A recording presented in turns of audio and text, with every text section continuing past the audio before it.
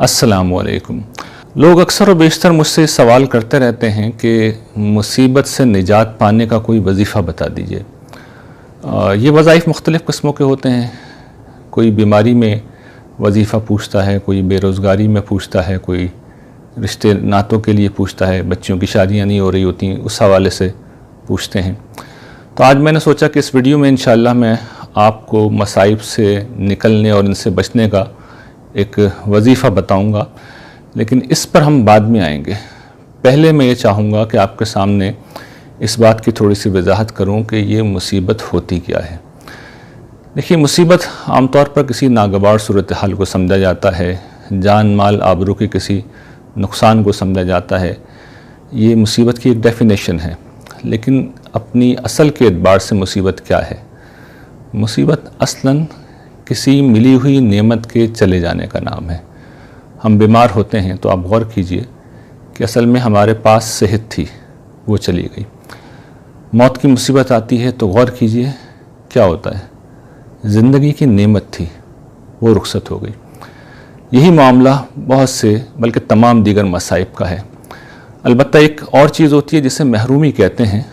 ये वो चीज़ होती है कि जो नेमत अभी हमें मिली ही नहीं, लेकिन इसमें भी हम अगर गौर करें तो हमें मालूम ये होता है कि जो नेमत हमें नहीं मिली उसकी जो लवाजमात हैं, उसके जो प्री रिक्विज़िट हैं वो पहले से हमारे साथ मौजूद हैं।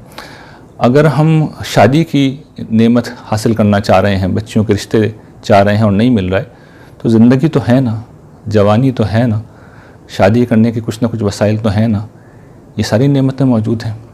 इसी तरीके से अगर रोज़गार नहीं है तो कम से कम काम करने की सलाहियत तो है ना, सेहत तो है ना।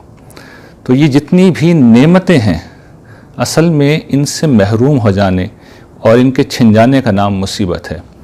तो यहाँ सवाल ये पैदा होता है कि जिस मुसीबत के आने पर हम इतना तड़प रहे हैं, गोया कि जिस नेमत के छिन जाने पर हम इतना तड़प रहे हैं, जब वो नेमत थी तो क्या उसी तड़प के साथ हमने अपने मालिक का शुक्रिया भी अदा किया?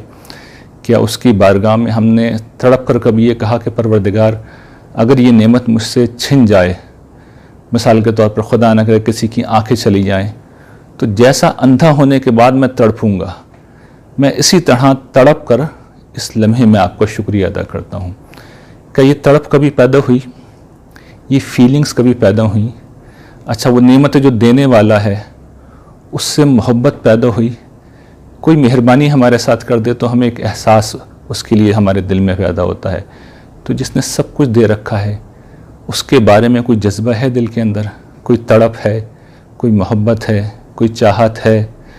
ये एक सवाल है जो हमें करना चाहिए, और ये कोई मामूली सवाल नहीं है। देखिए, हम में से बहुत से लोग कहते हैं कि हमने तो ज़बान से शुक्र कर लिया। ज़बान से शुक्र करना एक चीज़ है, हमें असल में सरापा शुक्र बनना होता है, सरापा बंदगी बनना होता है, सरापा मोहब्बत बनना होता है।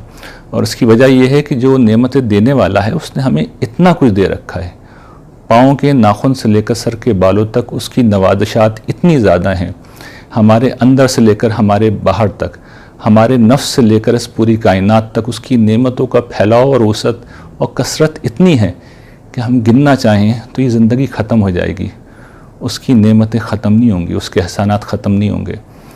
तो ये जो नेमतें हैं इन्हें पाकर हमें शुक्रगुजार बनना चाहिए, लेकिन हम नाशुक्रे बन जाते हैं। और ये नाशुक्रा होना क्या है, ये समझ लीजिए कि जिस वक्त अल्लाह ताला ने इस दुनिया में हमें भेजा तो शैतान के साथ एक मुकालमा है जो कुरान मजीद में नकल होता है। उस मुकालमे में सूरह आराफ में शैतान ने अल्लाह ताला को चैलेंज दिया और ये कहा कि परवरदिगार वला तजिदु अक्सरहुम शाकिरीन, तो इन इंसानों की अक्सरियत को शुक्रगुजार नहीं पाएगा। तो ये शुक्रगुजारी का ना होना गोया कि इसका मतलब ये है कि हम शैतान के पैरों बन गए हैं, उसका निशाना बन गए हैं, और ये वो चीज़ है जो बारे नतीजा हमें जहन्नुम में पहुंचाएगी। और जहन्नुम के मतलब याद रखिएगा, ये सबसे बड़ी मुसीबत है, ये वो मुसीबत है, ये वो अजाब है जो जान का लागू है। ये मुसीबत जिसको लग गई वो अबदी तौर पर उसके अंदर फंस जाएगा, उसकी ज़िंदगी में कभी राहत नहीं आएगी, कभी सुकून नहीं आएगा, कभी चैन नहीं आएगा, कभी आराम नहीं आएगा।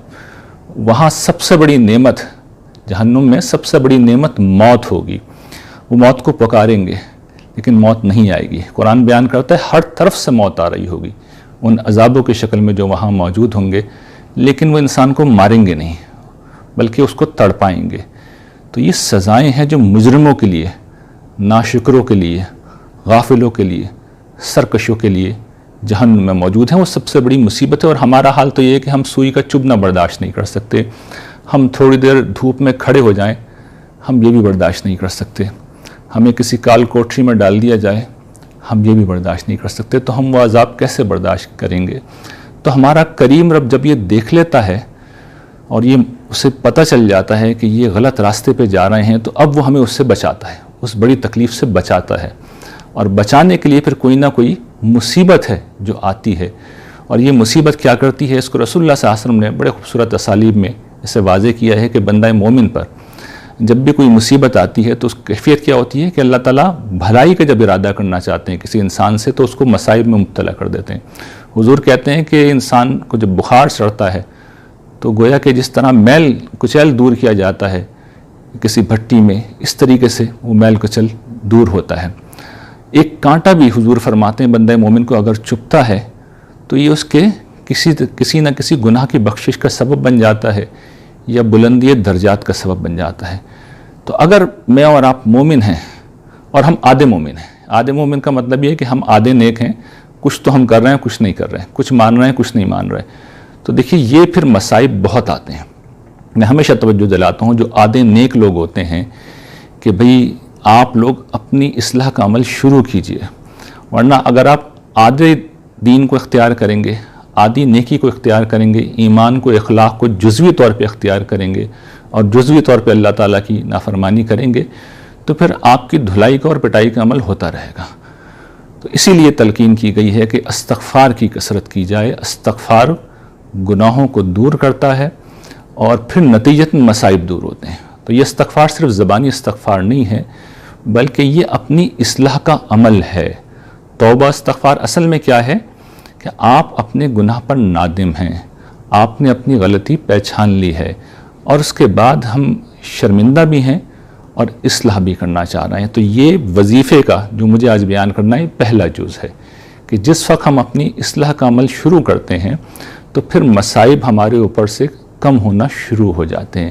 یہ معاملہ مومنوں کے ساتھ خاص ہے. ظاہر ہے کہ جو مجرم ہیں ان کی تو پھر کشتی بھر کے ہی ڈوبتی ہے، ان کو تو ڈھیل دے دی جاتی ہے. یہ ان کا معاملہ نہیں بیان کر رہا، بلکہ ظاہر ہے کہ میرے سننے والے وہی لوگ ہیں جن کے دل میں ایمان ہے اور جو اللہ سے ایک تعلق بھی رکھتے ہیں. تو میں ان کو یہ توجہ دلا رہا ہوں کہ آدھی نیکی بڑے مسائل کا سبب بنتی ہے. آپ پورے نیک بنیے، آپ دیکھیں گے کہ مصائب آپ کے اوپر سے خود بخود دور کر دیے جائیں گے. اچھا، اب وہ اصل نسخہ جو اللہ تعالیٰ نے خود بیان کیا ہے، آخر میں اس نسخے کو بیان کر دوں. کہ قرآن مجید میں سورہ غافر میں اللہ تعالیٰ ارشاد فرماتے ہیں وَقَالَ رَبُّكُمْ ادْعُونِي أَسْتَجِبْ لَكُمْ.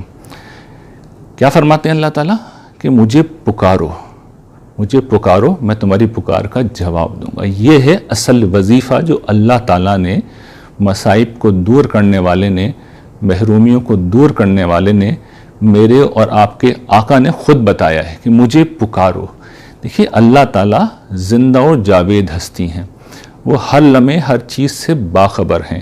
اس آیت کو انہوں نے سورہ بقرہ میں جب کھولا ہے تو وہاں بیان کیا ہے وَإِذَا سَأَلَكَ عِبَادِي أَنِّي فَإِنِّي قَرِيبٌ أُجِيبُ دَعْوَةَ الدَّاعِ إِذَا دَعَانِ. اے نبی تم سے میرے بندے میرے متعلق پوچھتے ہیں تو انہیں بتا دو میں ان سے قریب ہوں. پکارنے والا جب مجھے پکارتا ہے تو میں اسے then and there اسی وقت جواب دیتا ہوں. تو اسی وقت کیوں جواب دیتے ہیں؟ اس لیے کہ وہ لمحے لمحے سے باخبر ہیں، ہر چیز کی انہیں اطلاع ہوتی ہے. یہ سمجھ لیجیے اللہ تعالیٰ کائنات کا نظام کیسے چلا رہے ہیں.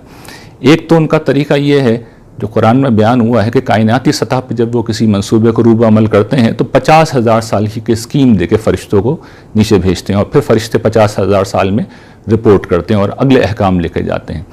انسانی دنیا کے حوالے سے جو ان کی اسکیم ہے 1000 برس کے اندر وہ فیصلے نازل کرتے ہیں اور پھر 1000 برس بعد وہ فیصلے ان کی بارگاہ میں پیش ہوتے ہیں کہ امپلیمنٹ ہو گئے ہیں، پھر نئے احکام فرشتوں کو منتقل ہوتے ہیں.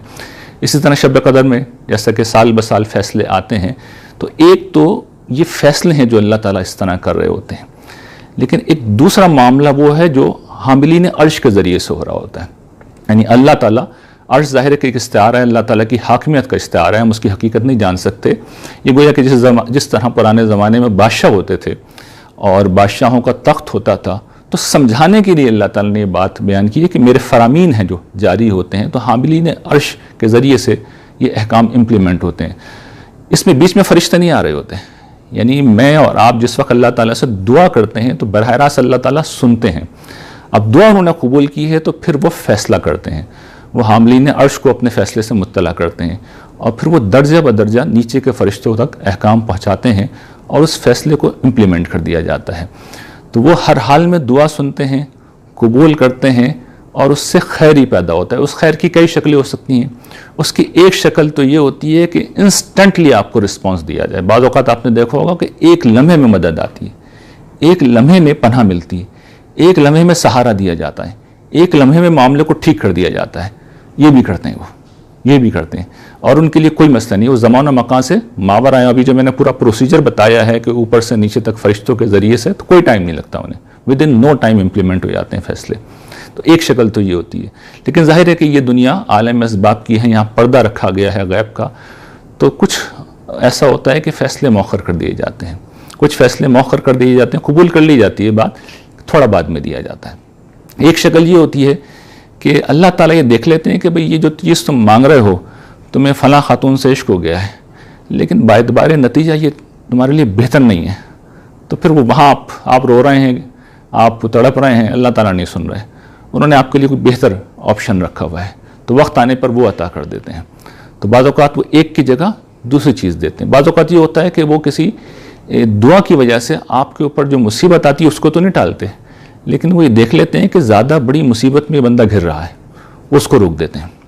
اچھا، ان میں سے جب کچھ بھی نہیں ہو رہا ہوتا تو ایک کام لازماً ہو رہا ہوتا ہے، اور وہ یہ کہ اصل جو مصیبت ہے آخرت کی، جہنم کی مصیبت، اور سب سے بڑی جو نعمت ہے جنت کی نعمت، وہ وہاں پر آپ کو کچھ نہ کچھ دے رہے ہوتے ہیں، کسی سے بچا رہے ہوتے ہیں اور کچھ دے رہے ہوتے ہیں۔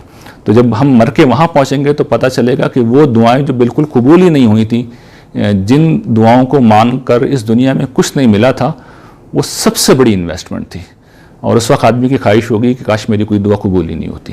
اچھا، ان سب کے ساتھ جو ایک بہت بڑی چیز ہوتی ہے وہ یہ کہ جس وقت آدمی تڑپ کر اپنے رب سے فریاد کرتا ہے، دعا کرتا ہے، اس سے مانگتا ہے، تو اللہ تعالیٰ سکینت نازل کر دیتے ہیں۔ دیکھیے، سکون کا طریقہ ایک تو یہ ہوتا ہے نا کہ مصیبت دور ہو جائے، دوسرا یہ ہے کہ وہ کچھ بھی باہر نہیں کر رہے لیکن دل کو سکون دے دیتے ہیں۔ تو جس وقت وہ دل کو سکون دے دیتے ہیں، مسئلہ ہمارا حل ہو گیا، مسئلہ ہمارا انہوں نے حل کر دیا ہے۔ تو دعا مانگنا کبھی بھی ضائع نہیں جاتا، بیکار نہیں جاتا، اور یہ وہ وظیفہ ہے جو اللہ تعالیٰ نے خود بیان کیا ہے۔ لوگ مجھ سے پوچھتے ہیں کہ اسماء الحسنہ بتائیں، میں کہتا ہوں بھئی آپ اسماء الحسن کا ورد کرنے کے بجائے، انہیں بار بار پڑھنے کے بجائے، دعا سے پہلے اللہ کو اس کی صفات کے ساتھ یاد کرنا شروع کر دیں، اس کے علم کے ساتھ، اس کی کبریائی کے ساتھ، اس کی حکمت کے ساتھ، اس کی قدرت کے ساتھ، اس کی رحمت کے ساتھ، اس کی محبت کے ساتھ اس کو پکاریں، اس کے اسماء حسنہ سے اسے پکاریں، اس وقت ورد کریں، تو اس وقت گویا کہ آپ اللہ تعالیٰ سے مکالمہ کر رہے ہیں، یعنی اللہ تعالیٰ کو بار بار آپ پکار رہے ہیں، ساتھ میں دعا کر رہے ہیں، تب وہ مؤثر ہوگا، تب وہ نتیجہ خیز ہوگا۔ اس وظیفے کو اختیار کیجئے، یعنی اس کے ساتھ استغفار کیجئے، اس کے ساتھ شکر گزاری کیجئے، تو آپ یہ دیکھیں گے کہ شکر گزاری، استغفار اور تڑپ پر خدا سے دعا مانگنا آپ کی زندگی سے وہ سارے مسائل انشاءاللہ نکال کر پھینک دے گا، یہ عمل جس نے آپ کو دکھ اور تکلیف میں مبتلا کر رکھا ہے۔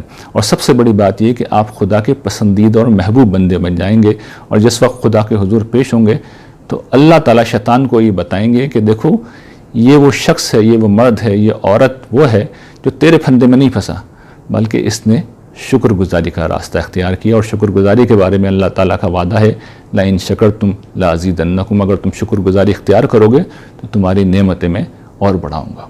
وآخر دعوانا ان الحمد للہ رب العالمین۔